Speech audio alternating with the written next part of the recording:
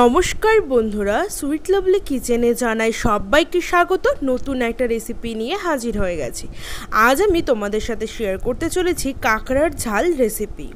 অনেকেই খেয়েছো বড় বড় কাঁকড়া দিয়ে, আজকে কিন্তু একদম ছোট ছোট কাঁকড়া দিয়ে কষা কষা ঝালের রেসিপি।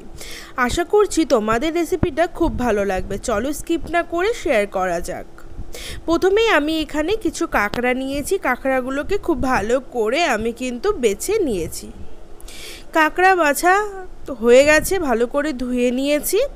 এবারে চলো রেসিপিটা স্টার্ট করি। কড়াইতে সর্ষের তেল দিয়ে আমি এখানে মিডিয়াম সাইজের একটা পেঁয়াজ দিয়েছি টমেটো কুচি, কাঁচা লঙ্কা, নুন হলুদ দিয়ে ভালো করে এটাকে হালকা ভেজে নিতে হবে। তো চলো একটু ভাজা ভাজা করে নেওয়া যাক। একটু ভাজা ভাজা হয়ে যখন ব্রাউন কালার হয়ে যাবে তখন আমি এর মধ্যে দিয়ে দিচ্ছি কাঁকড়াগুলোকে দিয়ে ভালো করে নাড়িয়ে নিয়ে এটাকেও কিন্তু 4 থেকে 5 মিনিট মতো একটু ভেজে নিতে হবে মিডিয়াম আঁচে। তো দেখতেই পাচ্ছ কাঁকড়া ভাজা কমপ্লিট। কিছু মশলা অ্যাড করব, জিরে গুঁড়ো, ধনে গুঁড়ো আর দিয়ে দিচ্ছি কাশ্মীরি রেড চিলি পাউডার। এবারে ভালো করে সমস্ত উপকরণটাকে একসাথে মিশিয়ে নিয়ে একটু কষিয়ে নেব। তো লাস্টে কিন্তু আমি এখানে আদা রসুন কুচি দিচ্ছি। প্রথমে দেওয়ার দরকার নিয়ে যদি তোমরা চাও তাহলে দিতেও পারো, আমি তো সবসময় লাস্টেই দিই।